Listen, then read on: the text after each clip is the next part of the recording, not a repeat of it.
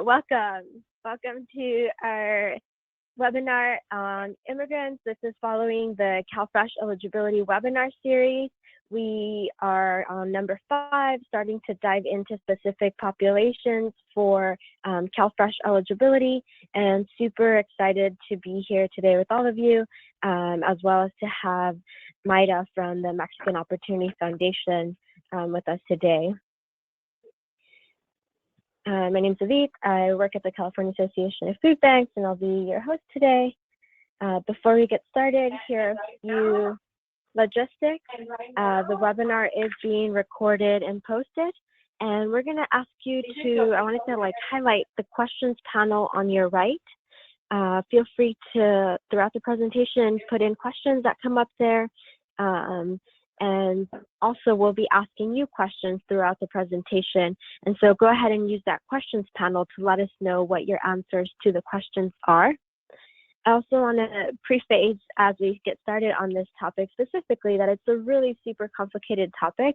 And our goal for today is really just to kind of give you an overview of what the rules are and kind of be able to, so that prep you to know where to find a deeper dive into eligibility if you need to, as it relates to the immigrant community. And again, this is number 5 in the eligibility series. Next week we'll be talking about students. The link underneath the CalFresh logo is where you can find the recording and the slides. So feel free to bookmark that site to catch up on the series or for future to help train your colleagues. And with that, I'm going to hand it over to Mayra Gutierrez from the Mexican Opportunity Foundation. Mayra, thank you so much for being here with us today and talking to us about eligibility for immigrants. Thank you, Edith. It's a pleasure to be here. I want to thank everyone who's on the call with us today. So then I'll just dive right in. I'll wait for the next slide. So we have an agenda where we'll be covering who's eligible, prorating income, opting out of participating in the program, the California Food Assistance Program, sponsor deeming, public charge, messaging, and myths. Then we'll review everything we've covered. And lastly, we'll leave it open for Q&A.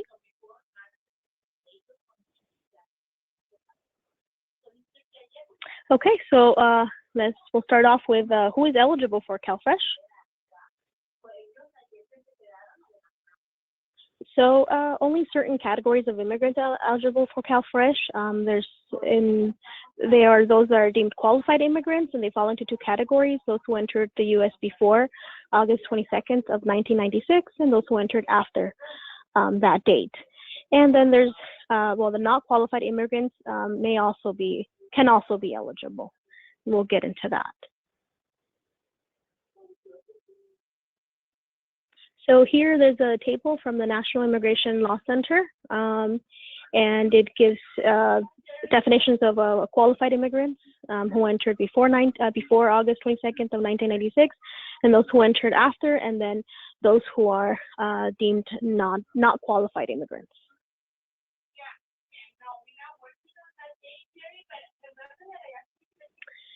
Okay, so there are many immigrants who can get CalFresh. So a household can get CalFresh if at least one person is a U.S. citizen, has a green card or a lawful permanent resident, has refugee status, asylum, or withholding of deportation or removal status, those who are applying for a U visa and a T visa, and those who are applying for the Violence Against Women Act relief, and if they're Cuban or Haitian. And other people with qualified immigrant status can also get CalFresh, and we'll see the CalFresh guide for the full list. So immigrants eligible for CalFresh without a waiting period would be any children up to the age of 18, refugees, asylum seekers, victims of trafficking, people with military connections, so a member, veteran, or a spouse or a child of a person in the military, people with 10 years of credit working in the U.S. or 40 quarters. 40 quarters, it normally takes 10 years to complete 40 quarters. It could be done less if you work multiple jobs. And there's people receiving disability benefits and people who've been in the U.S. as a qualified immigrant for 5 years, and the years don't have to be consecutive.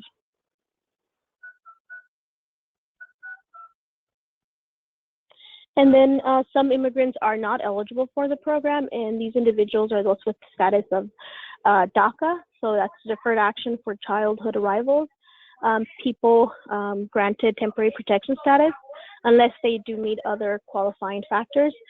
People in the U.S. On student or work or tourist visas are not eligible, and people who are undocumented. And there are people who are not eligible that can still apply on behalf of other household members, such as U.S.-born children. These are generally called mixed status households.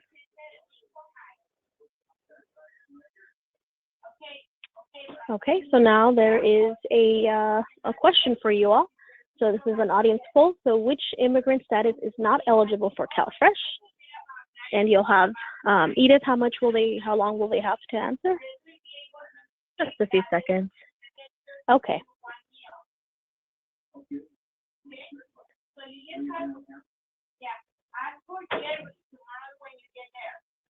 So we've gotten a few answers, and it seems like consensus is on A for DACA. That is correct.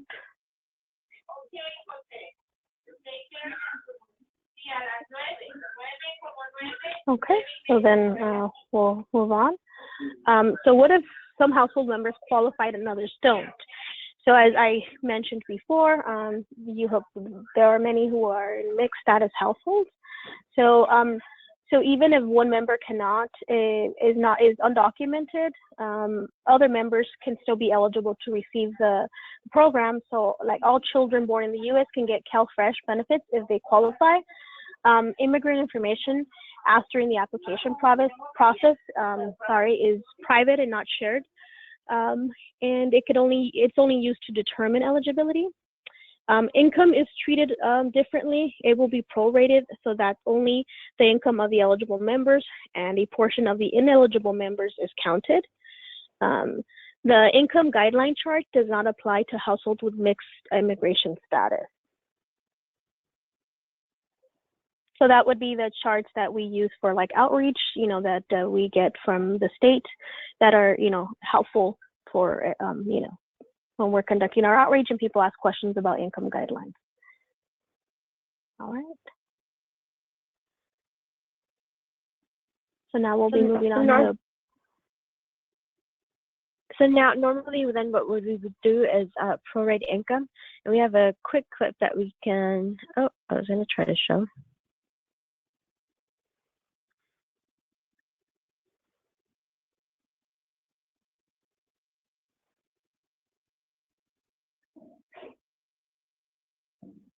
Okay, maybe not. Okay, should we just move on? Yeah, so we'll include the link for the video. It's a quick 2-minute video on prorating income, and it's already posted on YouTube. It's an animated video that shows you kind of what we would do with the income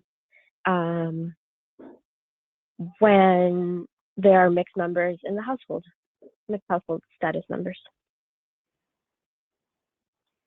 Okay, so now we'll move on. So non-citizens can choose to opt out of CalFresh. So opting out means that they will still be considered part of the household, but will not receive the CalFresh benefit. So this happens automatically when the person doesn't provide a social security number.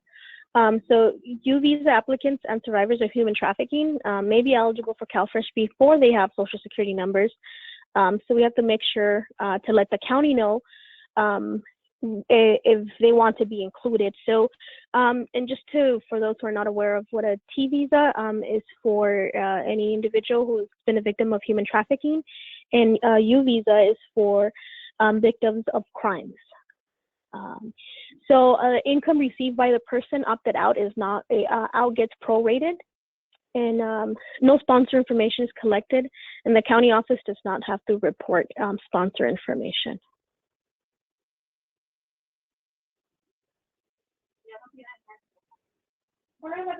So now we have another question.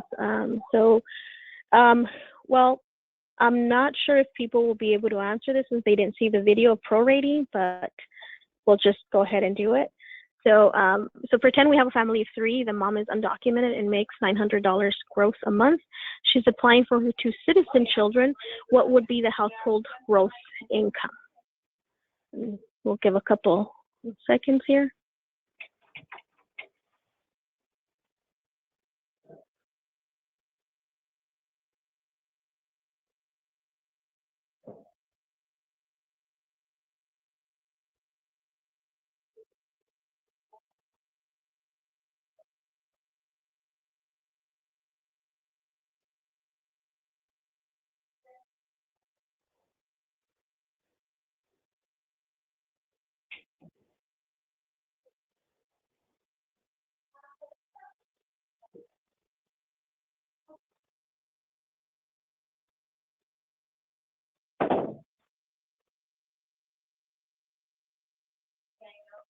So we've gotten a couple of answers. It looks like people are saying C.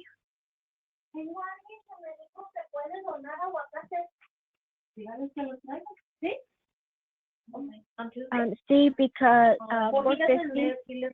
So the household gross income would be 450 because the mom's income is divided by 2. And actually, so that would be incorrect. But I was able to load up the prorating income video. So maybe we'll go ahead and take a look at that now first before we explain the answer. Okay. And just so people know, there really is no audio, it's just music.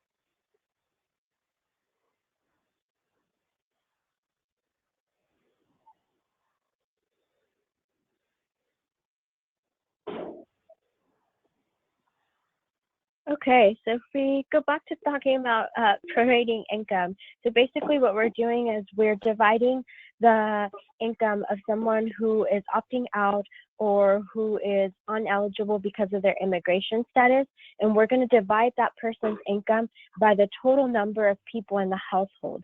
So in this case, because it's a family of 3, we're going to divide mom's income by 3. So it'd be 900 divided by 3, which is 300. And then we're only going to count the income of the family members that are applying or who have a qualifying immigrant status. So in this case, the 2 citizen children would have a qualifying immigrant status. So then we would only count, quote unquote, the income for 2. So we're taking mom's income of 900, dividing it by 3 because there's 3 people in the household, and then we're only going to count 600 because of the 2 citizen children who have immigrant status who are applying for CalFresh.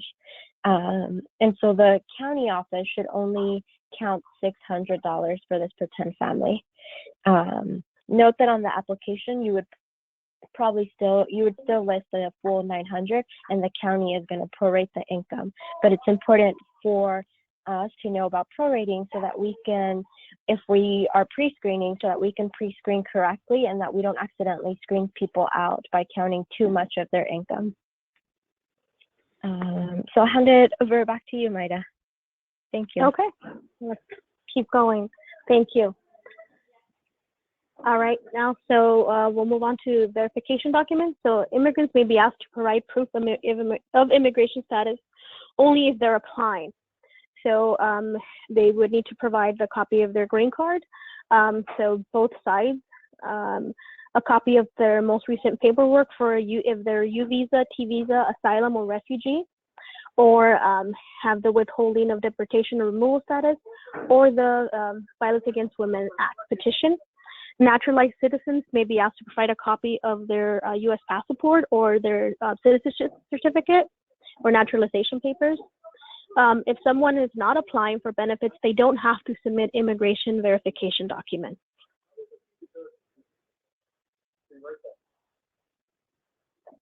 Okay, so now we'll move on to the California Food Assistance Program. So this program is state-funded. State-funded CalFresh benefits for people who don't qualify for federally funded CalFresh based on immigration status alone. So it opens eligibility for trafficking victims and U visa application holders. The benefit is issued the same as an EBT card as a federally funded CalFresh, and it generally follows the same rules as SNAP. And the person doesn't know their benefits are funded through the California Food Assistance Program.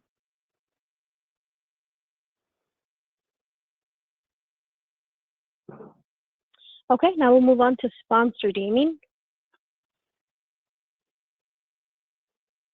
So who are sponsored immigrants? So people who are sponsored had someone petition to bring them to the U.S. as lawful permanent residents. So not all LPRs or lawful permanent residents or green card holders are sponsored, but if they are, then sponsor deeming might apply to them. So sponsor deeming means that the county will count part of the sponsor's income towards the applicant's income. So if the applicant has been in the U.S. for less than 3 years, then sponsor deeming applies. Between 3 and 5 years, it does not apply, but after 5 years, the CalFresh county office will apply sponsor deeming, which I know can be a little complicated, but those are the rules. So sponsor deeming applies when the sponsor sign an affidavit of support. The form is called I-864. On or after December 19th of 1997, there are exceptions to sponsor deemings, and we'll see that on the next slide. So the county will ask for the sponsor's income information. So that could be tax forms or pay stubs and the sponsor's ID.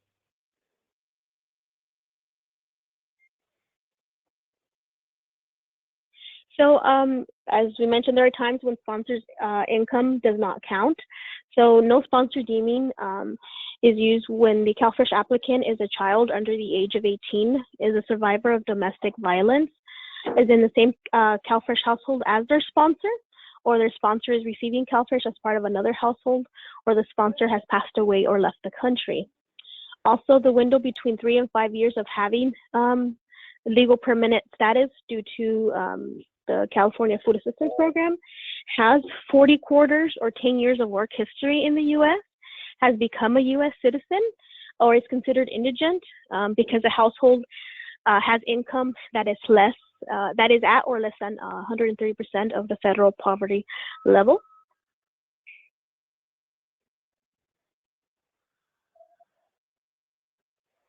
So now we'll get into the Indigents exemption from sponsor deeming. So no sponsor deeming is due to being indigent, applies when an applicant has no contact with the sponsor. The sponsor does not provide financial support. The sponsor is unwilling to sign or provide required documents. Applicants must have an income that is at or less than the 130% federal poverty level. So indigence is reevaluated every year. The client must provide the sponsor's name and declare that they are not receiving financial assistance from their sponsor. And the county office must report the name and a provided address of the sponsor to the USCIS, which is the United States Citizenship and Immigration Service. Okay, so now we have another question. So which situation does sponsor deeming apply to?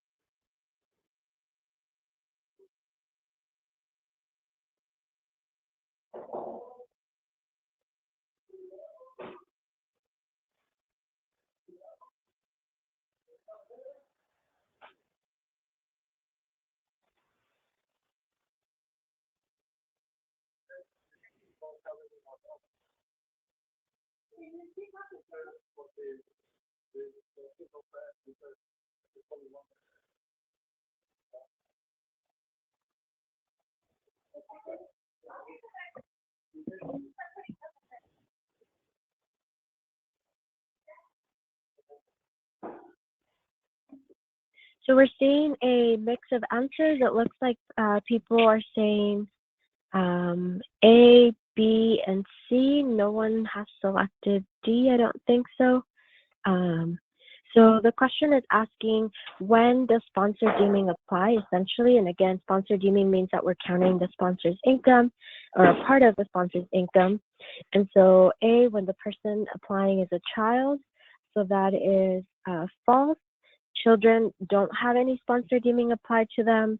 That doesn't, children just don't have sponsor deeming. B, when the person has been in the US for 2 years, that is true.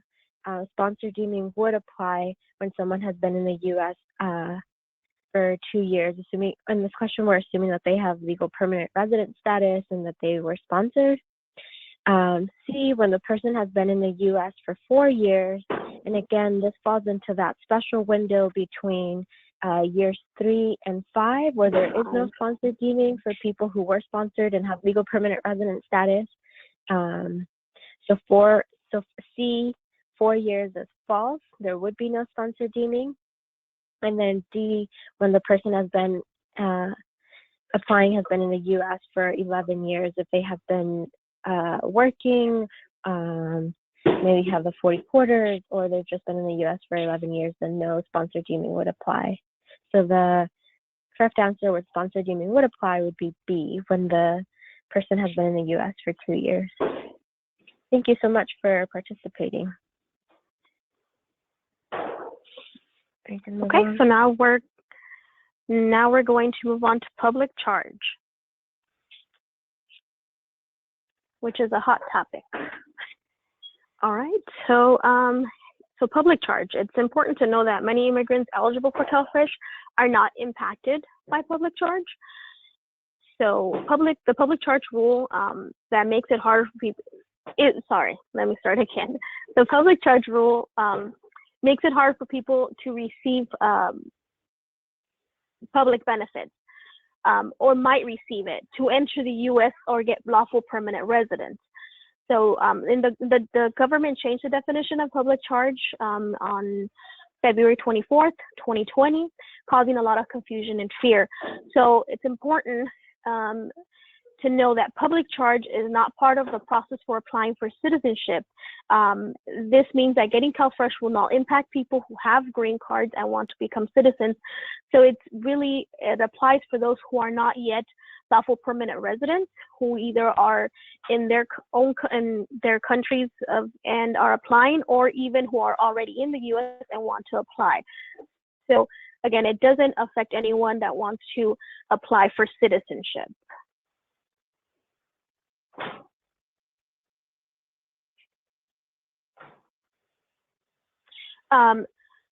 So people not impacted by public charge. So people with green cards or lawful permanent residents, as I mentioned, are not impacted unless they leave the U.S. for 6 months. If when they come back, the public charge can be used against them. People with refugee or asylum status are not impacted by public charge.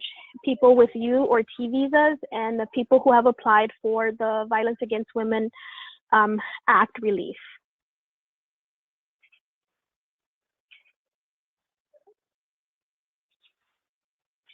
Okay, so now we will move on to common myths and concerns. So one common myth is, do you have to be a U.S. citizen to get CalFresh? And as we've mentioned, you don't.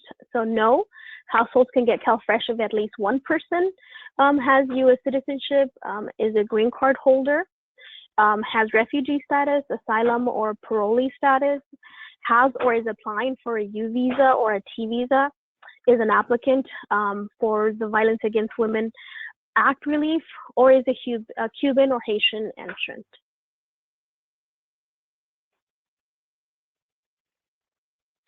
So next myth, can U.S. citizen children of undocumented parents qualify for CalFresh? And the answer is yes. All children born in the U.S. can get CalFresh if they qualify. Although undocumented members can't receive CalFresh, other food resources are available to them, such as food banks. So the next myth is, do I or my children have to pay back the government for using CalFresh? And the answer is a resounding no. You nor your children will have to pay back CalFresh benefits for anyone who is eligible. Sometimes people have to pay back the benefits if changes to their income or to the income of the household are not reported on time. So repayments can be made, can be avoided by reporting changes within the 10 days of any change taking place.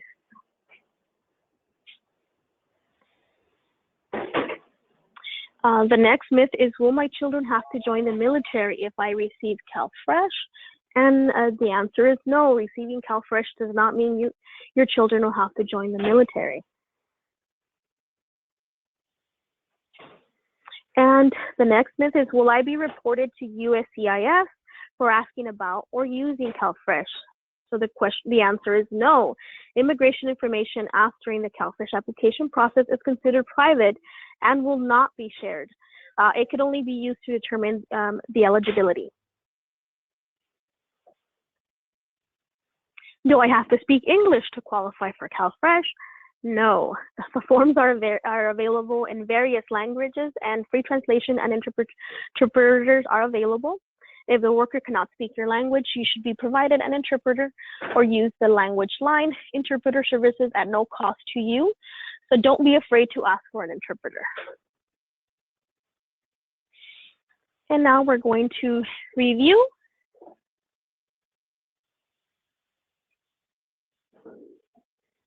So quickly we'll review. So many qualified immigrants can get CalFresh, including children under the age of 18, refugees, asylees, victims of trafficking, and people with green cards.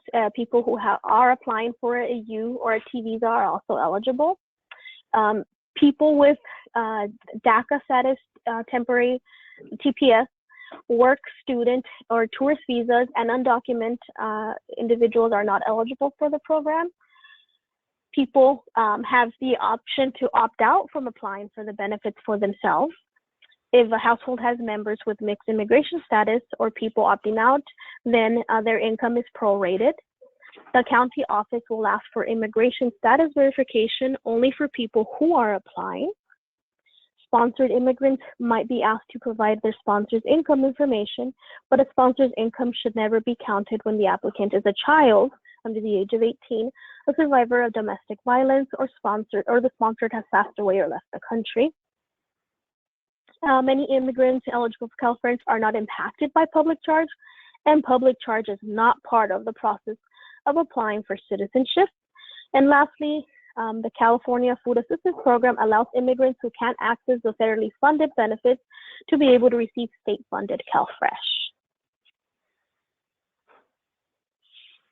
And so with that, we are going to leave it open. Lastly, there is a page here with other resources that you can look up to get more information. So we have tax benefits to 650 area code 376-8006 to learn about how people with various immigration statuses could be affected. There's also the public charge on the official USCIS guidance, Alliance to Transform CalFresh. There's the FNS guidance on non-citizen eligibility, CDSS non-citizens guide, protecting immigrant families, and the National Immigration Law Center benefits table. And there's links to all those web pages. And now we're gonna leave it open to questions. Great, thank you so much, Mayra. Yeah, if you have any questions, feel free to type them into the question box. We have gotten a few questions already that we can go ahead and get started and go through. So going back to when we were talking about mixed immigration status households, there's a question that says, so if the mother is receiving or recipient of DACA and the father has an eligible immigration status and they have one child, the household size remains 3, but the income and maximum amount are not accurate.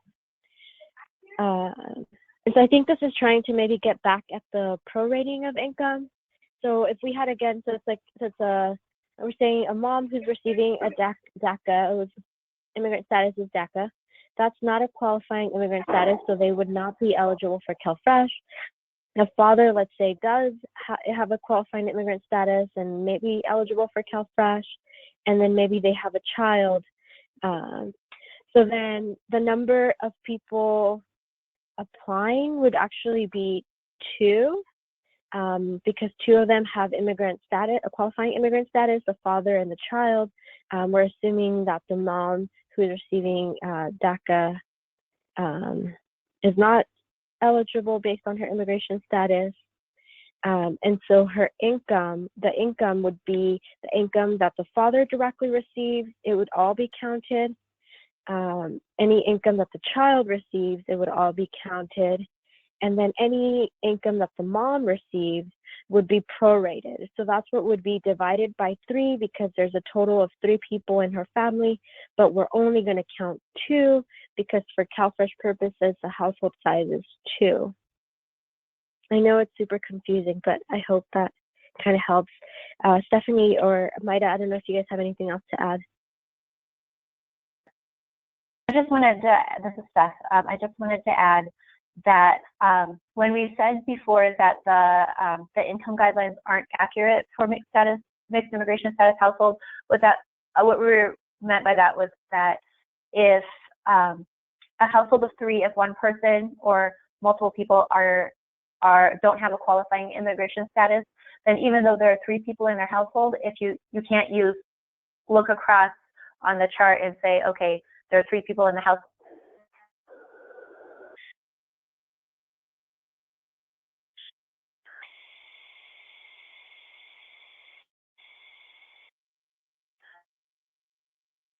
Okay. If there are more questions, please feel free to type them into the questions panel. We have another question saying, so again, taking a mother and child scenario. So if we have a mother who is sponsored and wishes to opt out, can she apply? So if a mother who is sponsored has a child under 18, the mother can opt out and apply for CalFresh on her son's citizenship status. So that would be correct. If a mother is sponsored but has a child under 18 who is a U.S.-born citizen, then the mom can choose to opt out and apply for CalFresh just for the son or daughter.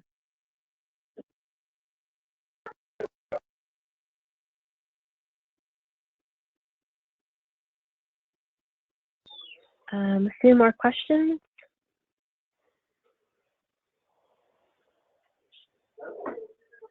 About Haitian immigrants, and if they are granted temporary protective status, then they might be eligible for CalFresh along with Cuban immigrants. And I believe that is the case. Stephanie or Mayra, do either of you know off the top of your head? Back to qualifying immigrant status. So TPS is not, anyone under that status is not eligible unless they meet other qualifying factors. If they are granted like asylum, then they would be deemed eligible. Yeah, and I would add that this is when I would then take out my National Immigration Law Center table and look at who's qualified. And so it does look like Cuban and Haitian entrants are listed as qualified immigrants. So even though they may have TPS status, that status is not eligible, but the fact that they're a Cuban or Haitian entrant would be the other qualifying status that does make them potentially be eligible. So thank you so much for that question. Someone's asking if the slides will be available via email. The slides are currently all being posted at the website, but we can also go ahead and email them out.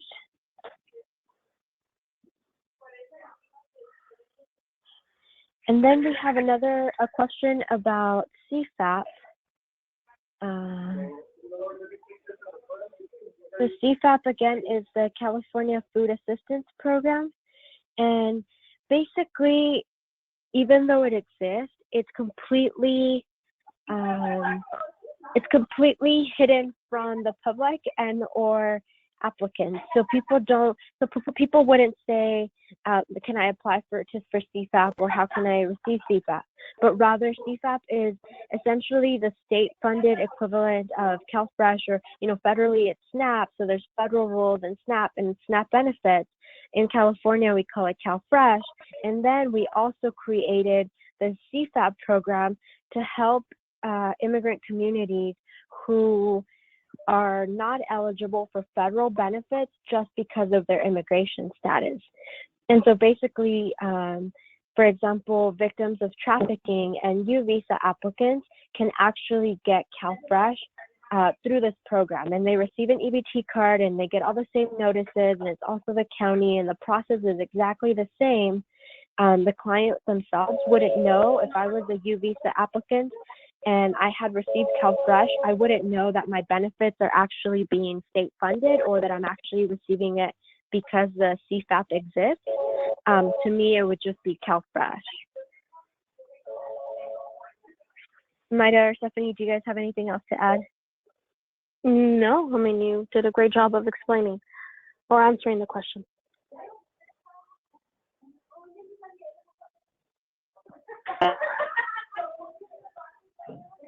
Okay.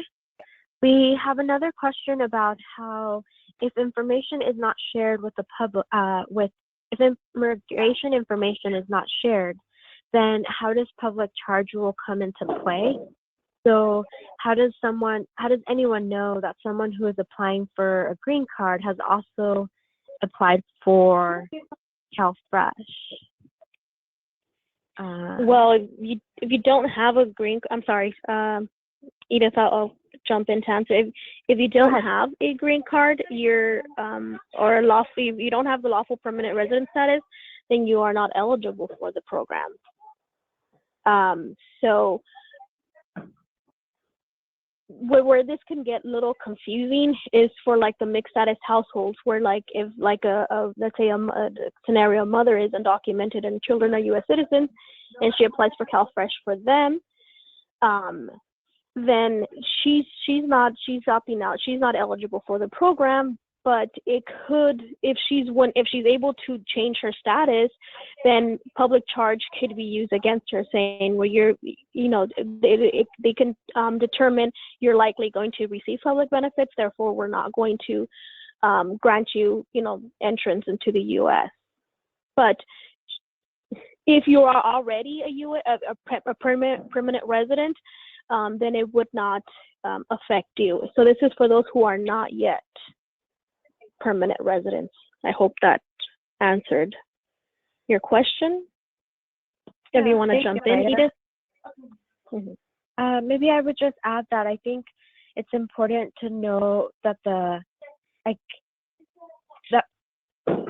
negative effects of public charge are intentional. Like, it's intended to confuse people, and it's intended to make people afraid of applying for benefits, and to create panic and confusion. And maybe the public doesn't necessarily know when this might apply, but they just know it's related to immigration. And so I think it's important to note that public charge was intended to be confusing. It's intended to get people scared and confused. And when it does come into play, again, it's in situations that people that may likely not be eligible for CalFresh, like that's what it actually impacts. So again, if I was not a lawful permanent resident yet, and I was applying, and then so what it means is that in public charge, it means that through this interview of trying to determine if I am eligible for, or if I'm going to be granted lawful permanent resident, then it means that the immigration officer who's doing my interview can ask me, have I applied for CalFresh or SNAP? Have I applied for Medi-Cal? And so that's how public charge takes into play, right? Like, they can ask me about it, and it's like, again, a fear tactic. And even though people, again, like, that's where there's that lap of like, so there's like people who are immigrants who are likely eligible for CalFresh, and then there's people who are not eligible for CalFresh. And we see that public charge mainly impacts people who are not eligible for CalFresh, but it still creates fear amongst people who are eligible and to whom it doesn't impact.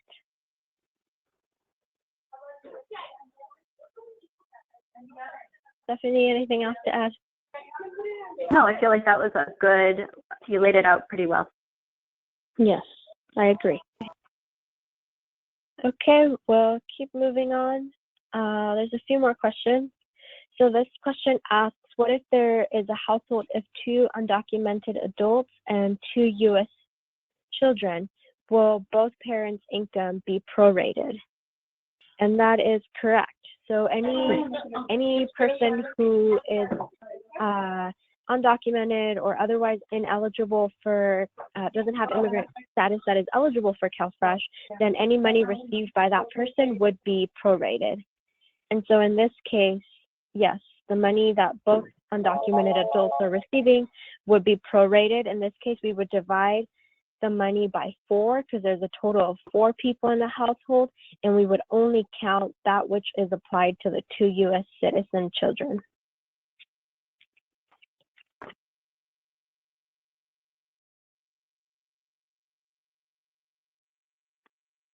It looks like maybe there's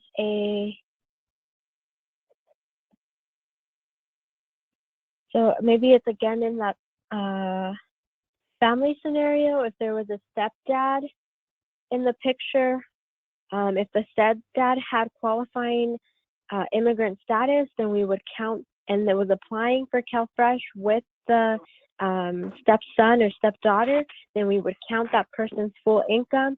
If the stepdad was also had a status that isn't eligible, so receiving DACA or TPS or undocumented, then that person's income would be prorated as well.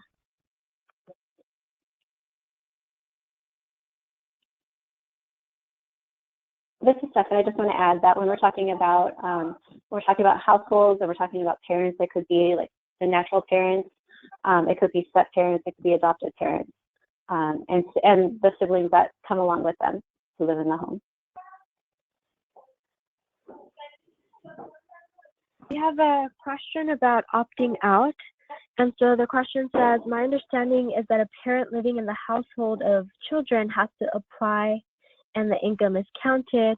This is as well for married couples. So why are there some situations when someone opts out?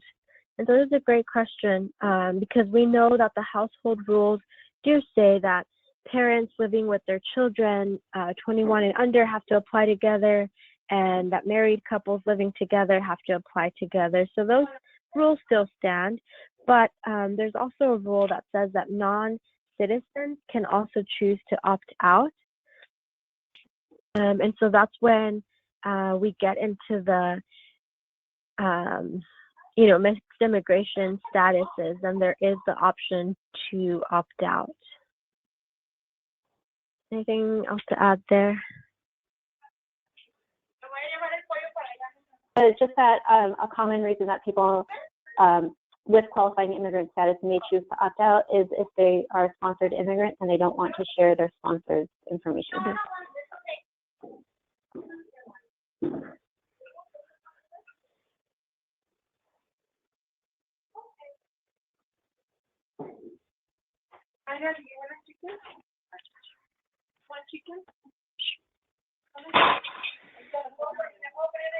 Oh, another question that we've received was about how would we encourage clients to apply as indigent if they are afraid to mention anything about the sponsor? That's a really good question. I don't know if you have any experience with clients who have been afraid to apply as indigent, as to not count their sponsor's information, but are maybe afraid to do so.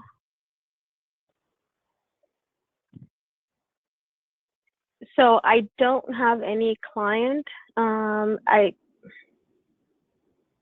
trying to think that has applied as indigent, because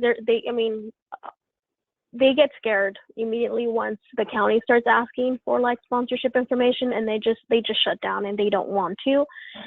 Obviously we can do is like, if they really do need the program, then we try to give them as much accurate information as possible, and just sort of let them know, hey, if you need this program now, you can't wait. If you're like have a green card for 2 years, right, and you're within that period where sponsor deeming applies to you, you can't wait, until between a 3 to 5 year period. So if you really need it, and if you have, like, let's say you have children that need the program, then we try to encourage them, just to go ahead and apply. But if they are reluctant and they're just scared, then we'll just offer them like food bank resources, so food pantries. But I mean, it's difficult, and every case different, so I try not to be pushy, just try to be as gentle as possible. And because fear is a very powerful emotion, and people will shut down once they they become fearful. So, and sometimes, unfortunately, when they come into contact with an eligibility worker at the county, whatever language, sometimes the language that they use just scares them even more, and that's it. They don't want to rock the boat, so to speak. They just rather like, okay, no, I'm done. I just don't want this, because I don't want it to affect the person who sponsored me, because, and the reality is many of them don't live with the person who sponsored them. They're not supported by the person who sponsored them, but they still don't want to get anyone in trouble. That's usually the what they say. I don't want to get anyone in trouble, and so just try to be try not to be pushy. Try to be as as understanding as possible, and just try to explain like you need the program now. But if you don't want to, that's it's completely up to you. It's not on our I'm no one to tell anyone else what to do. So if they don't want it, then okay, then at least let me give you other food resources that could help you. So that's what I would say. Yeah, I think that's a great answer, Mayra. It's really important to just try to fight fear with facts. And then I also want to highlight that, this might apply in situations where the applicant has no contact with the sponsor. So in this case, if the county is asking for the sponsor's name or address, if the client doesn't know it, the client doesn't know it. If they don't have contact with their sponsor, they might just give them the name, but may not be able to provide any other information, and that's totally okay. We have a few more questions.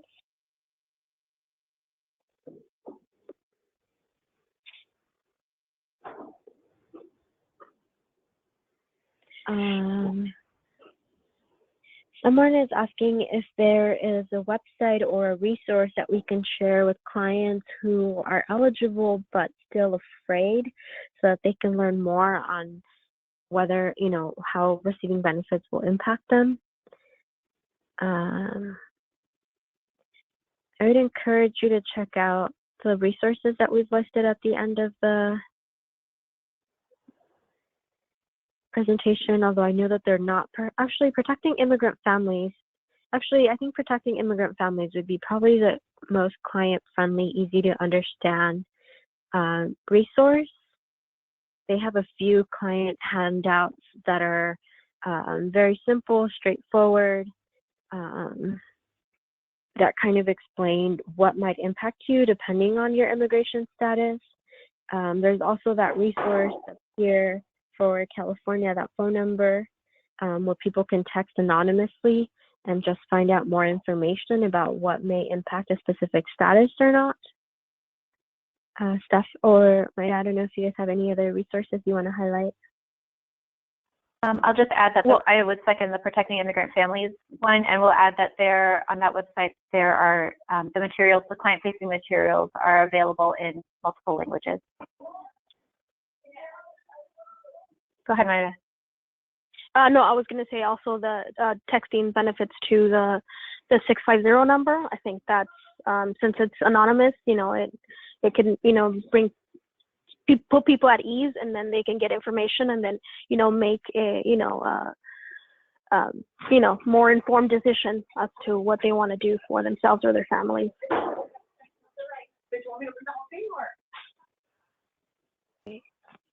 We have one more question about a situation in which a household member has a temporary green card that is given for 2 years.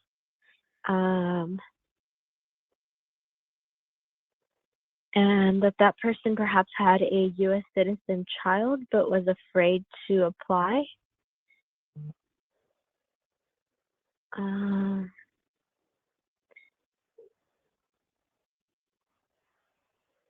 I am not too familiar with temporary green cards. That would be one that I would again take out the National Immigration Law Center chart for.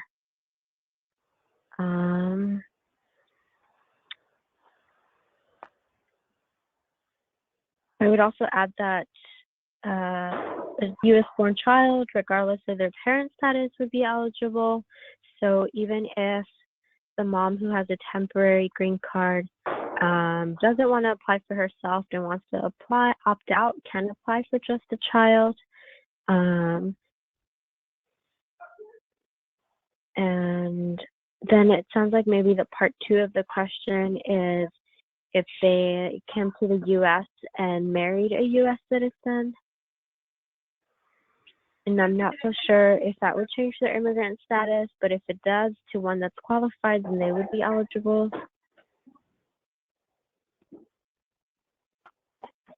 Stephanie or Mayra, have you guys encountered or seen a scenario or have other insight? No, I think you answered the question. You know, their child, the U.S. born child, would be eligible if she chooses to opt out. And I think with regards to if they marry a U.S. citizen, then the U.S. citizen and the child would be a household of two, and they would be eligible for the benefit. Thank you for saying that. I forgot about that. Okay. Well, thank you so much, all of you, for being here with us and being active and participating and sending in your questions. I'm not seeing any more questions at this point, but if something else, always reach out to us here at CAFB or send it out to the SNAP listserv, and we'll all try to get together and try to figure things out. Again, the webinar is being recorded and it will be posted. We'll also send out the slides. And I hope that you can join us next week. We'll be looking at students. The registration link is there. And thank you so much, Mayra, for being here with us today and sharing your expertise with us. Thank you. And thank you, Edith. Thank you, Stephanie. And thanks to everyone who joined today. Can I plug one more thing, which is we have a call tomorrow morning at 9 to talk about outreach strategies given the current situation.